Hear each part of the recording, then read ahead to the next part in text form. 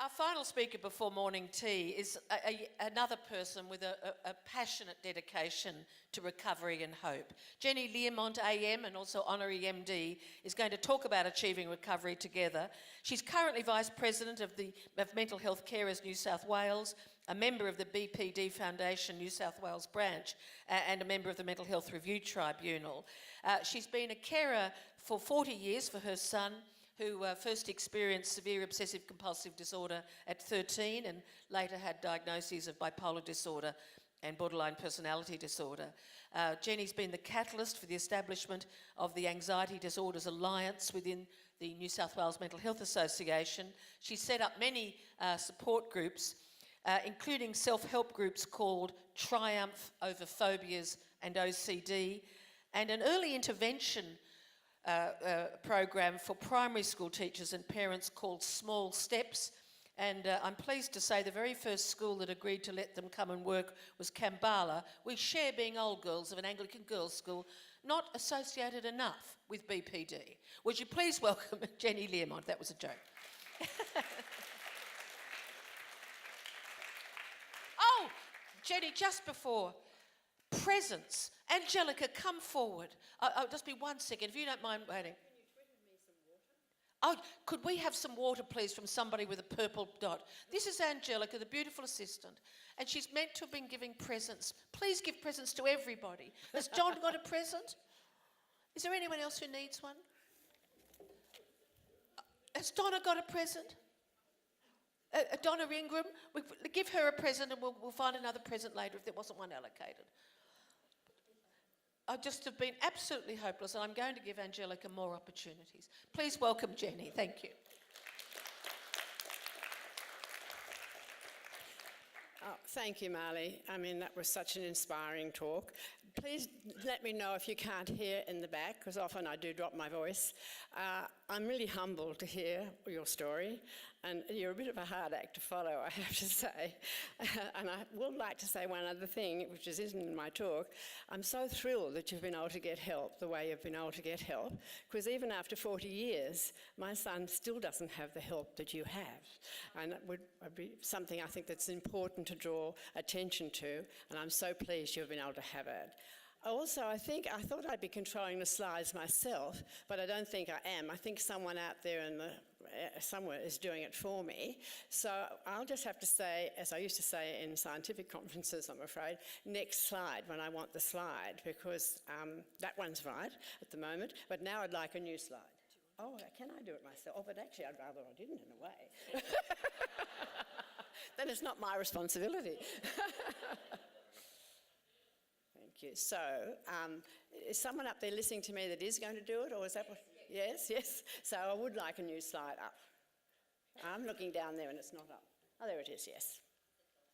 I've chosen this slide really because it suggests the ups and downs of life as a carer. And that's why I've chosen that one. I'd like to welcome you all and thank you very much to the conference for asking me to give a talk as a carer. As Julie said, I think she mentioned it, I've been one for 40 years. Many people in this room were not born when I started being a carer. It's a long time ago. And I want to talk as briefly as I can today about the past, and then to concentrate at looking at the way forward for achieving recovery together. Solutions, not problems. With suggestions, those which have helped me and my family, and those that would be so helpful now if they were available. Now I need another slide, please. Okay. It's called A Carer's Experience of OCD and Borderline Personality Disorder. Firstly, the dark ages. Way back 40 years ago, it truly was the dark ages, not only with BBT, also with OCD. BBD was not diagnosed for my son until many years after the first evidence of severe OCD at the age of 13. And when it was diagnosed, by all, it was discounted by everyone as the too hard basket, as you've all heard about. For me, the guilt was enormous. One of the overwhelming emotions when my son became ill, for me, was the feeling of guilt. And how could I have caused his distressing symptoms in some way unbeknown to me? At the time, there was no mention of nature, only nurture. And in what was described at the time as a typically fairly, whatever that is, normal family, yet as a carer, and particularly as a mother, I felt enormous guilt. And I might add, it's not here, but that guilt even went as far as when my son was in hospital, I felt that everyone thought that I had caused it. I used to try to avoid seeing nurses because I felt such blame. Maybe I was oversensitive because I was very distressed myself, of course, and looking back, I probably was very oversensitive. However, I found it very uncomfortable to be in hospital settings at the time. I searched for answers. I looked everywhere, and I undertook to understand what was happening to my son. And the searches proved fruitless. As I have to say, treating clinicians at the time were very unhelpful, really were. My help came from going into an ordinary bookshop in America, in Wisconsin, when my partner was giving a talk at a university. And I didn't attend his talk, I went into the bookshop, thank goodness. I mean, I like to hear his talks, but it was very different from this talk. And I'm very glad I went into the bookshop, because I picked up a book that said, The Boy That Could Not Stop Washing. And my help came from that, not from scholarly articles. That book changed my life.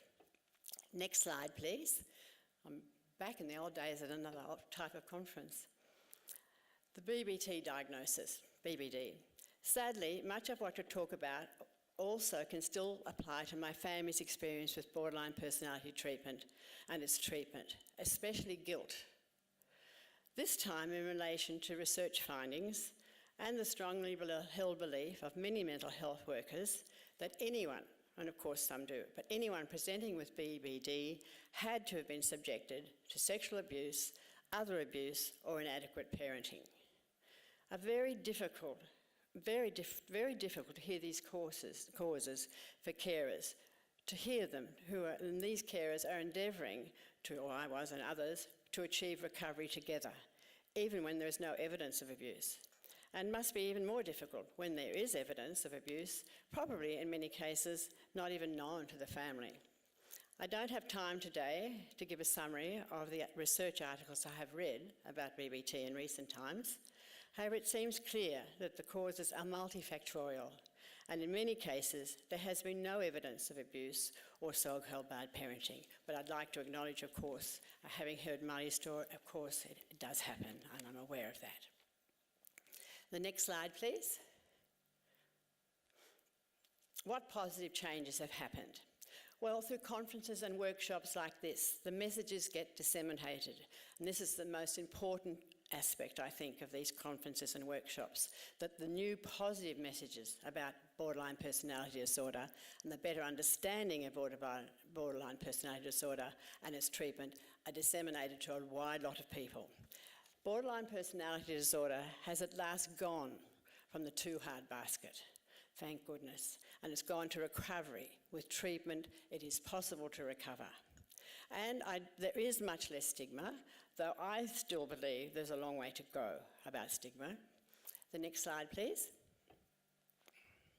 So what are the gaps?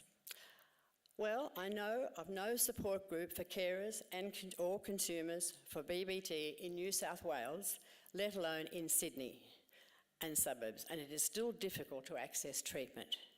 The lack of coordination between drug and alcohol and mental health services is well known, and so far has shown, I'm sorry to say, has shown little improvement. Next slide, please. What has helped me? Well, again, books, e.g. Walking on Eggshells. There's many of these books out there now, and I found them extremely helpful as a carer. And we have been fortunate in having an excellent and outstanding general practitioner, a loving and a supportive partner, permission for my son to talk with health professionals, non-judgmental friends.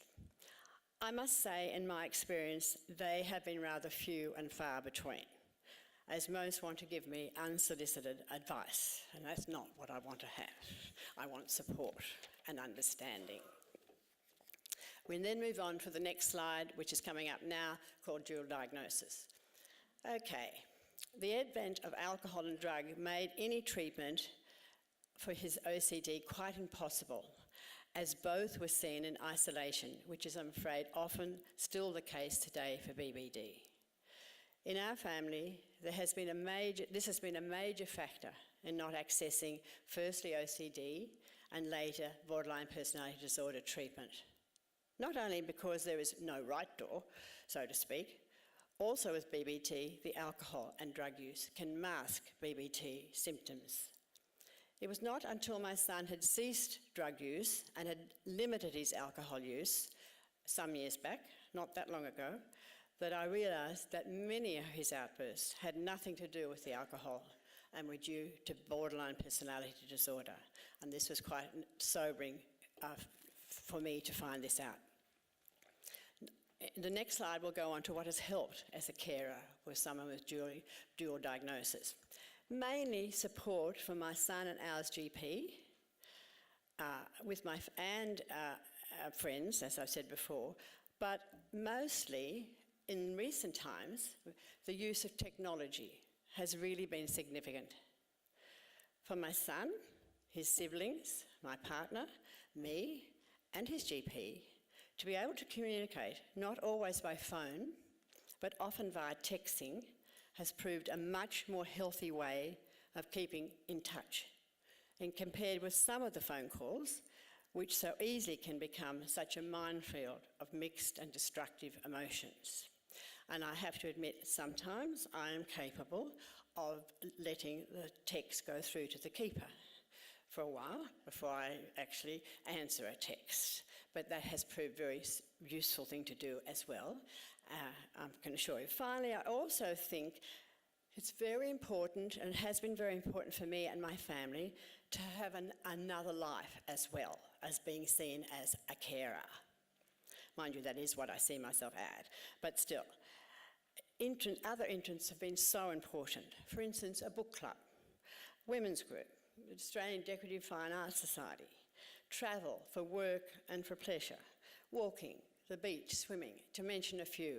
All these as things I think are really important for a carer if they're able to do this to help them with their own health and their own well-being. So with the next slide you will see we now have a new age. I'm sure you all know that. Take today. It really now is a new age, and such an exciting and positive time for consumers, carers, health professionals and researchers.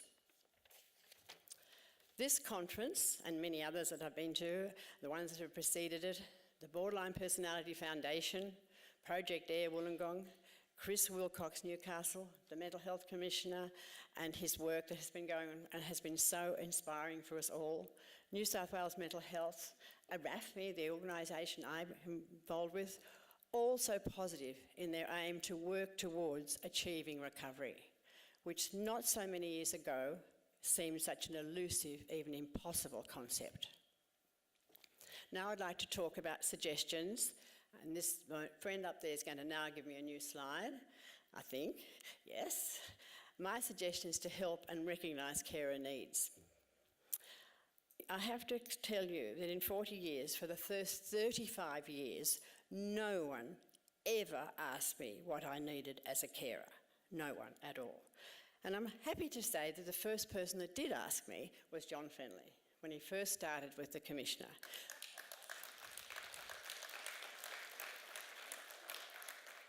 I think I was so gobsmacked and speechless, and I'm not often regarded as being speechless, that I didn't even know what to say, really. I thought, really, me? And I thought, well, all I wanted, of course, was my son to be able to access treatment and belief in recovery, but nothing else. I couldn't think of another thing.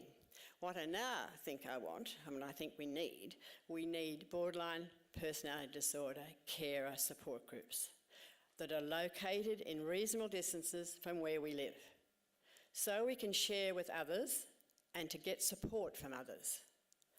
The first OCD support group I started was a small voluntary band of committed consumers, carers and friends in 1990, truly saved mine and many others' families' sanity and gave us hope.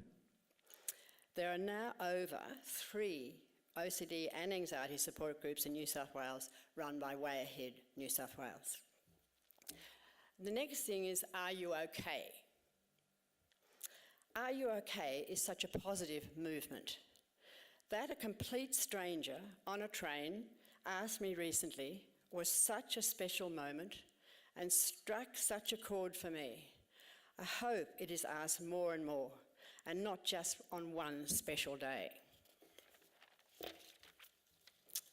My next slide is about hope, and I'll read it. I have personalised this extract from a wonderfully inspiring article in the Herald written by headmistress of Winona, Bryony Scott, a year after her diagnosis of cancer, and I have personalised it to our family. Even when times are tough and things aren't going to plan, or the outcome is not as expected, my son, his siblings, his GP, my partner, and I never give up. Hope is definitely not a fairy tale ending, but a gritty commitment to the recovery journey. When hope is knocked down, it gets up. Next slide, please. Thank you all very much.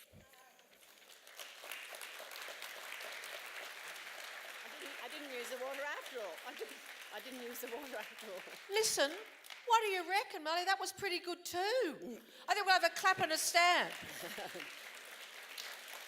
Yeah, thank you. That was so exciting. It didn't deserve that. Again, I'd just like, before our morning tea, to give an opportunity for some feedback or a question, a comment or a question. Who'd like to? Thank you.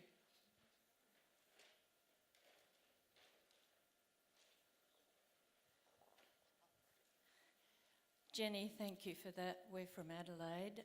We run Sanctuary Support Group.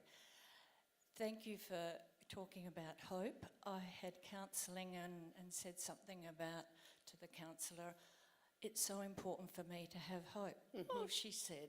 I said, yes, it is. And I thought about that. It is so important. The other thing I would like to thank you for so much is bringing up the parenting for so many carers who did not abuse their child. And Marley, I understand that there's many people who were. There's also many who were not. To add to parents in particular, to add to our pain, grief, distress of loving our child, seeing them suffer, you then add guilt. So many clinicians and people in the mental health system add to our distress. Thank you for bringing it up. Thank you. Well, it isn't a good way to achieve recovery for anybody. I just have another comment here. I'm Judy's other half, and I just want to mention that our BPD Carer Support Group in Adelaide now has 150 members. Wonderful. And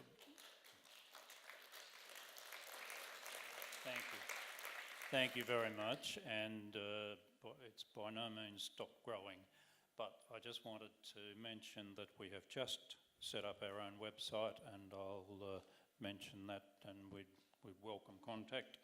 It's bpd-carers-sanctuary.org. Now, everyone grab a pen. Let's do it again. I used to work on the radio. I'm so professional. I'll get him to repeat it. That was a joke at my own expense. I'm not up myself. All right, with the www, of course, at the start. bpd-carers-sanctuary.org. Could I ask you one more question? How have you attracted that many people? Give us one or two practical tips, because that's very good work. Well, Judy and I have an adult daughter with BPD, and very much like your story earlier, I think we did a lot of research because there was no information available.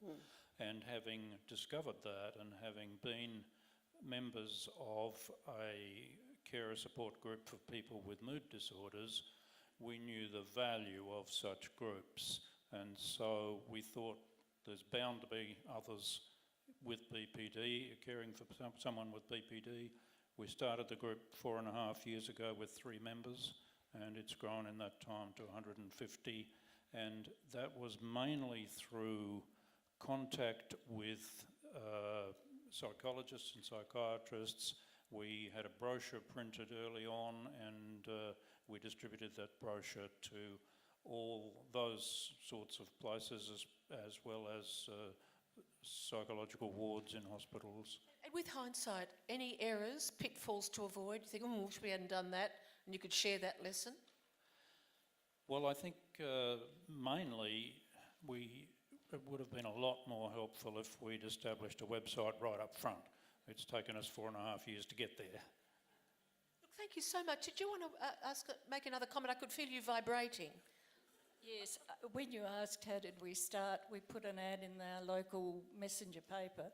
We had 3 people come to our first meeting. Because Bob and I we've probably given about 3 papers on BPD at various conferences, so we are on the internet, and people have just contacted us through that. And I have to say, they ring us on the phone, we spend half an hour or so talking to them. Nearly everyone ends in tears saying, thank God we found you. Yes, we do need to start one in New South Wales, not more than one, for sure. Jenny, it's nearly morning tea time, and you mustn't stand between a group of Australians and a cup of tea. But I just want to give one more person a go, because they've chosen the back row, and by that very nature, it makes them interesting. And this is all part of my exercise program. Hi. Okay, I'll sit down. I'd just like to say the other end of the spectrum to South Australia. In Canberra, my husband was diagnosed with BPD 18 months ago. There was no support at all. There was no access to any affordable treatment. I decided that that wasn't good enough, and using the principles of hope, and there was a solution. I just started trawling the internet. I found the BPD Foundation. I found NEAPD. And 2 weeks ago, we had the very first ever Family Connections group run in Canberra, and we've got another group coming through that's starting next month, or this month. And just the first meeting was just amazing. And at the end of it, every single person there said, I'm no longer feeling alone. Yes, that's which so was just important. beautiful. Yes, so important. Jenny, could I just ask you one question, and then I'll close the session? The internet, we've just obviously heard some examples of it being an enormous boon for connection. But as someone, as I mentioned earlier, who'd had head and neck cancer, I learnt from having a serious illness that isn't known much about, it's a mixed blessing, because if you go to some sites on my particular topic, you'd neck yourself. And it's probably not the right thing to say in this sort of context, but the information is so grim. It is seriously grim. Trust me, it's not a big thing, good thing, head and neck cancer. So what I've done, if I may just quickly say, is I've linked myself to the Royal Australian College that has radiation oncologists in it, and they have a website called targetingcancer.com.au. So it's under the college, it's evidence-based, it's got big consumer participation, but I feel that parents or friends or patients can have some confidence in the quality of the information. And how are you managing that? Because I'm imagining with borderline personality disorder, there could be similar dilemmas, and we want to direct families and people, don't we, to places of hope and credible hope. Yes, so how do you manage that? I think we're on the microphone? I'm sorry.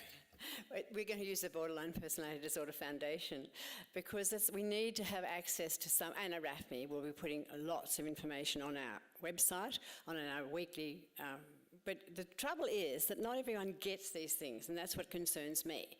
Not everyone knows how to use a computer even. Not everyone knows about Twitter. I'm very keen to Twitter with you, but I don't think everyone knows about twittering, or all those things. So I think this is an area we really need to look at and examine how we can get the evidence-based, the treatment, we now know that's evidence-based out there, so people can know it exists and it can work. But then we've got to be able to find out how we're going to get it funded to give people the treatments they need, as you've heard today.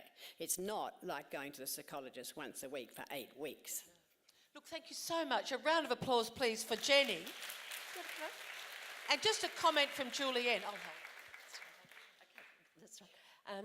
Yeah, look, we were very aware when we set up our website that we needed to make sure it was underpinned by that professional type of knowledge, and our association with Spectrum helps us there because we're supported by that professional clinical input.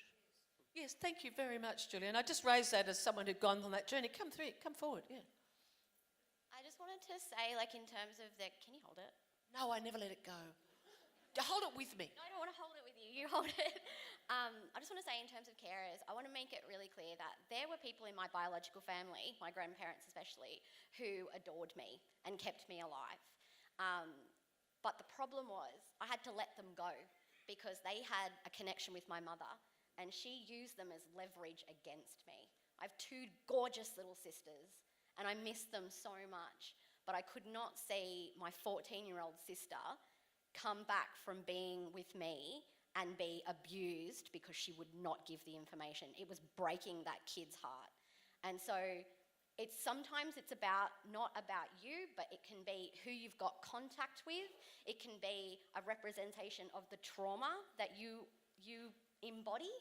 And obviously we all know as well, little things that for some people don't mean anything are massive for us. Not answering the phone feels like you've, left the planet.